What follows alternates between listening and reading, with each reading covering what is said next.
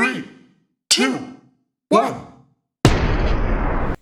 Halo semua, perkenalkan, saya Neni Ais Mawada Panjaitan dengan NIM 2417510001 dari Perbankan dan Keuangan Stambuk 24.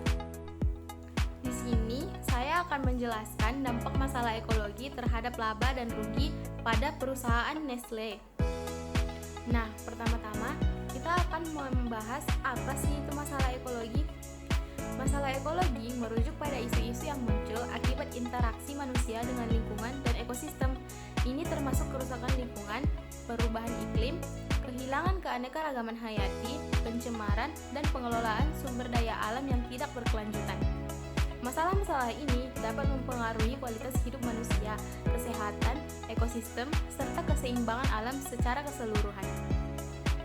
Nah, selanjutnya ada beberapa masalah ekologi yang dihadapi oleh perusahaan Nestle. Salah satunya penggunaan air. Nestle sering dikritik karena penggunaan air dalam proses produksi, terutama di daerah yang mengalami kekeringan. Ekstraksi air dari sumber alami dapat mempengaruhi ketersediaan air untuk masyarakat dan ekosistem. Nah, yang kedua ada pencemaran limbah.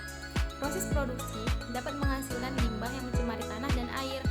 Pengelolaan limbah yang tidak tepat dapat menyebabkan pencemaran lingkungan. Yang ketiga, pengemasan dan plastik. Penggunaan kemasan plastik sekali pakai merupakan isu besar. Nestle berkomitmen untuk mengurangi limbah plastik, tetapi tantangan dalam mendaur ulang dan mengurangi penggunaan plastik masih ada.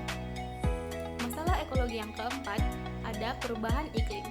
Dampak dari perubahan iklim dapat mempengaruhi rantai pasok dan ketersediaan bahan baku yang berdampak pada produksi dan harga. Nah, masalah-masalah ekologi tersebut memiliki dampak terhadap perusahaan Nestle. Dampak yang pertama yaitu biaya operasional yang meningkat. Perusahaan mungkin perlu mengeluarkan lebih banyak biaya untuk mengurangi regulasi lingkungan. Dampak yang kedua, reputasi dan citra merek. Isu-isu lingkungan dapat merusak reputasi perusahaan. Konsumen semakin memperhatikan keberlanjutan, dan perusahaan yang tidak bertanggung jawab secara lingkungan mungkin kehilangan pelanggan atau menghadapi protes. Nah, dampak yang ketiga, keterbatasan sumber daya. Krisis air atau penurunan keanekaragaman hayati dapat mempengaruhi ketersediaan bahan baku, sehingga mengganggu rantai pasokan produksi. Hal ini dapat menyebabkan penurunan pendapatan. Nah, kesimpulannya, dengan mengelola masalah ekologi secara efektif, perusahaan seperti Nestle dapat meminimalkan dampak negatif ini dan bahkan mengubah tantangan menjadi peluang.